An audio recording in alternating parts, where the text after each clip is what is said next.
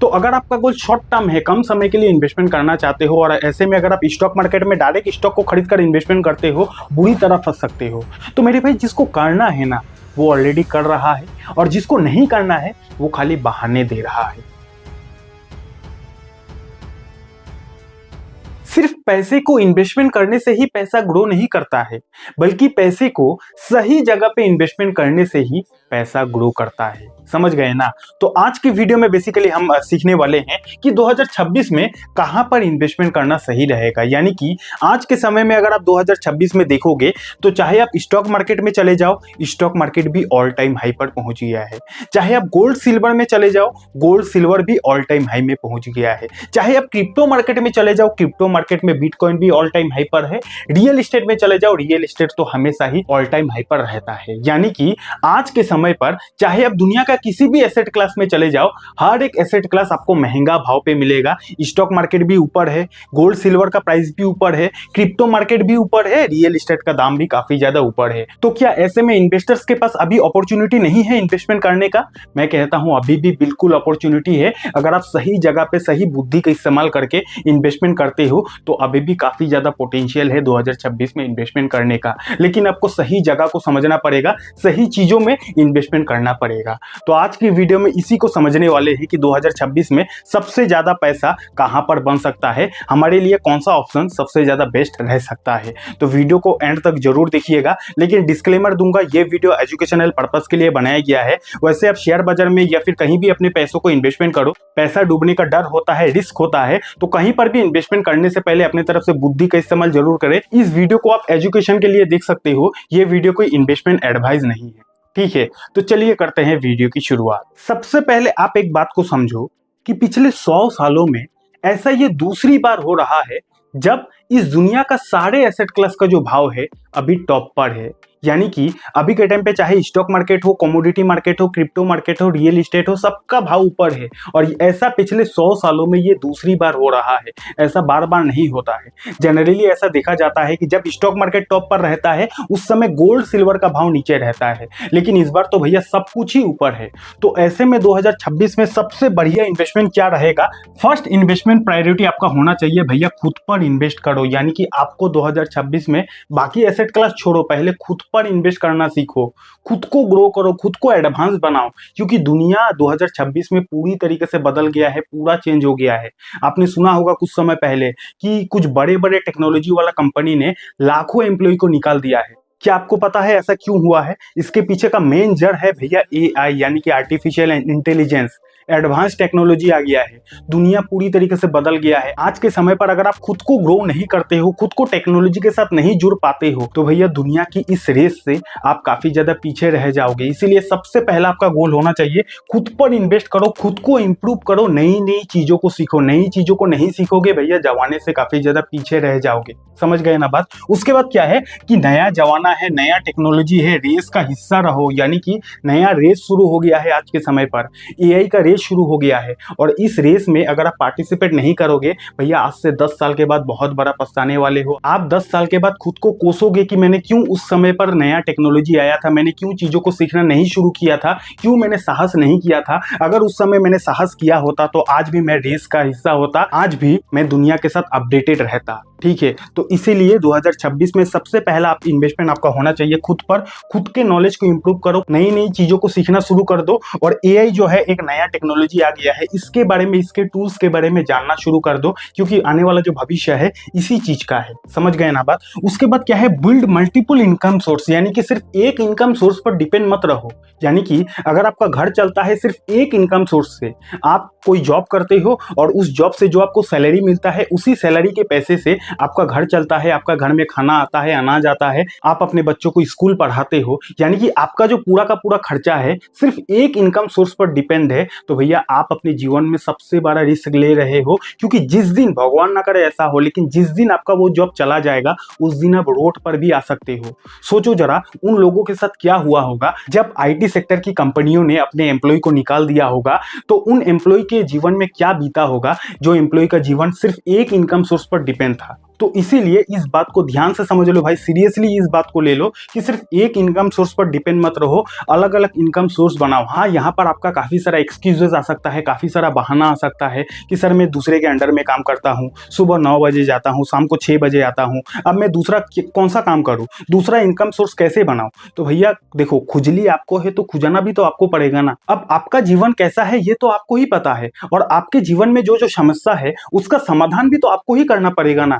24 घंटा भगवान ने सबको दिया है, इसी 24 घंटे में कोई चांद पर भी पहुंच गया और इसी 24 घंटे में काम करके कोई रोड पर भीख मांगता है। ठीक है, तो सब कुछ खुद पर डिपेंड करता है। अगर आप किसी और के अंडर में काम करते हो, आपके पास समय नहीं है दूसरा कोई काम करने का, तो वो जो समय नहीं है, वो जो समस्या आ रहा है आपकी जिंदगी में, उसको आपको खुद सॉल्व करना पड़ेगा कि मैं ऐसा क्या करूं, मैं ऐसा कौन सा तरकीब लगाऊं, मैं ऐसा कहां से समय निकालूं जिससे मैं ये काम तो करूं दूसरा कोई इनकम सोर्स का व्यवस्था करूं। ये जो समस्या का हल है ये आपको ही निकालना पड़ेगा, और कोई नहीं आएगा आपको मदद करने। खुजली अगर आपको है तो खुजाना भी आपको पड़ेगा। अगर आपको अपने जीवन में तरक्की करना है तो तरक्की करने के लिए जितना भी सेक्रीफाइस है, जितना भी त्याग है, वो भी आपको करना पड़ेगा, मेहनत आपको ही करना पड़ेगा। आज के समय पर साइड इनकम करने का ना जाने कितना सारा सोर्स ओपन हो गया है। आप ग्राफिक डिजाइनिंग कर सकते हो, आप किसी को अपना वीडियो एडिटिंग करके दे सकते हो, अच्छा पैसा है। आप किसी को थंबनेल एडिट करके दे सकते हो, वहां पर भी अच्छा धंधा है। आप किसी कंपनी का सब एजेंसी ले सकते हो, अच्छा पैसा कमा सकते हो। आप कंटेंट क्रिएटर बन सकते हो, अच्छा पैसा कमा सकते हो। तो मेरे भाई, जिसको करना है ना वो ऑलरेडी कर रहा है, और जिसको नहीं करना है वो खाली बहाने दे रहा है। जिसको करना है वो किसी और के अंडर में सुबह 9 बजे काम करता है, शाम को 6 बजे आता है, शाम को 6 बजे आने के बाद खुद के घर पे अपना दूसरा इनकम सोर्स बिल्ड कर रहा है। और जिसको नहीं करना है वो खाली बहानेबाजी कर रहा है। तो आप खुद से पहले ये सवाल करो कि मुझे करना है या फिर मुझे बहाने देना है। जिसको करना है वो ऑलरेडी कर रहा है, प्रॉब्लम के साथ कर रहा है, और जिसको नहीं करना है वो बस हवा हवा, मेरे लाइफ में तो प्रॉब्लम है, तुम क्या जानो मेरा लाइफ का प्रॉब्लम। भैया, लाइफ में प्रॉब्लम किसका लाइफ में नहीं होता है। कभी फुर्सत मिलेगा तो मैं अपना स्टोरी बताऊंगा कि मैं कैसे कहां से कहां तक आया हूं। ठीक है, और अगर आपको ऐसा वीडियो चाहिए कि पार्ट टाइम इनकम करने के लिए अलग अलग इनकम सोर्स कैसे जनरेट करें घर बैठे, तो उसके लिए आपको कमेंट करना है यस। अगर काफ़ी ज़्यादा लोगों को कमेंट आएगा तो मेरे पास बहुत अच्छा तरीका है, जिस तरीके को सीखकर आप घर बैठे पार्ट टाइम भी इनकम कर सकते हो। समझ गए ना। तो पहला 2026 का इन्वेस्टमेंट आपका क्या होना चाहिए, खुद पर इन्वेस्टमेंट होना चाहिए। उसके बाद बात करते हैं कि 2026 में अगर हमें इन्वेस्टमेंट करना है तो कौन सा एसेट क्लास सबसे ज़्यादा बेहतर हो सकता है। उसके लिए एक चीज़ आपको पहले समझना पड़ेगा कि आपका गोल क्या है, यानी कि डिसाइड योर गोल। आपका गोल कितना सालों का है।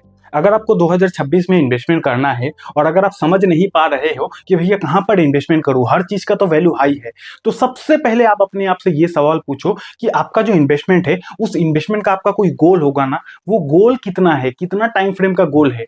क्या आपका गोल शॉर्ट टर्म का गोल है, यानी कि कम समय के लिए आपको इन्वेस्टमेंट करना है। शॉर्ट टर्म यानी कि ये 1 साल से कम होता है, 1 साल से कम इसको बोला जाता है शॉर्ट टर्म गोल। क्या आपका गोल मिड टर्म गोल है, मिड टर्म गोल यानी कि 1 से 5 सालों के बीच अगर आपका गोल है, इसको बोला जाता है मिड टर्म गोल। या फिर आपका जो गोल है वो लॉन्ग टर्म गोल है। लॉन्ग टर्म गोल यानी कि 5 सालों से ज्यादा, यानी कि 5 सालों से ज्यादा अगर आप इन्वेस्टमेंट करना चाहते हो, इसको बोला जाता है लॉन्ग टर्म गोल। तो आपको पहले अपने आप से ये पूछना है कि आप जो इन्वेस्टमेंट करना चाहते हो उसके लिए आपका गोल कितना का है। शॉर्ट टर्म गोल है उसके लिए अलग तरीका है, मिड टर्म गोल है उसके लिए अलग तरीका है, लॉन्ग टर्म गोल है उसके लिए अलग तरीका है। अब सबसे पहले शॉर्ट टर्म गोल की बात करते हैं, यानी कि अगर आपका गोल 1 साल 2 सालों का है, 6 महीने का है, तो उसके लिए सबसे बेहतर ऑप्शन हो सकता है डेट फंड। डेट फंड उन्हीं लोगों के लिए बनाया गया है जो लोग शॉर्ट टर्म के बारे में सोचता है। डेट फंड में मल्टीपल प्रकार का फंड होता है, शॉर्ट ड्यूरेशन फंड होता है, मिड ड्यूरेशन फंड होता है, लिक्विड फंड होता है।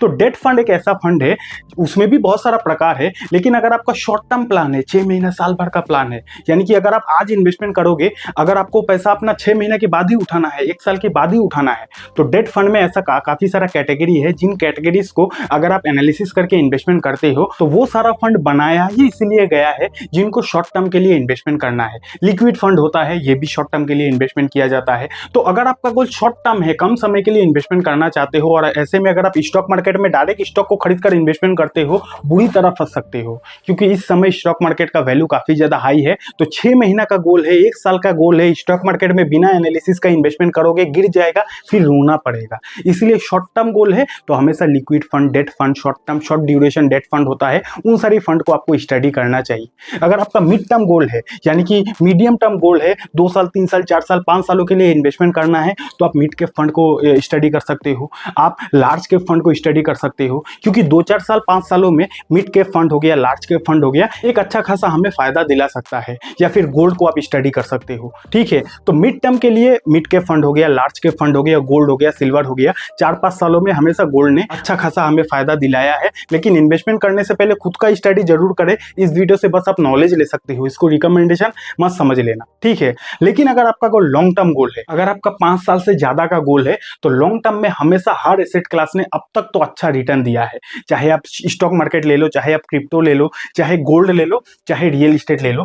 5 साल से ज्यादा इन्वेस्टमेंट करना चाहते हो, यानी कि 5 सालों तक अगर आपको पैसों की जरूरत नहीं है, 5 सालों से ज्यादा दिन तक इन्वेस्टमेंट करना चाहते हो, उसके लिए हर एसेट क्लास ने अभी तक तो पास्ट में अच्छा रिटर्न दिया है। तो लॉन्ग टर्म गोल है तो आप बेफिक्र रहो, अच्छे से स्टडी करो, अच्छे जगह पे इन्वेस्टमेंट करो और टिके रहो। टिके रहोगे तो मार्केट आपको पैसा देगा, टिके नहीं रहोगे, डर के भाग जाओगे तो मार्केट आपसे, आपका जेब से पैसा छीन लेगा।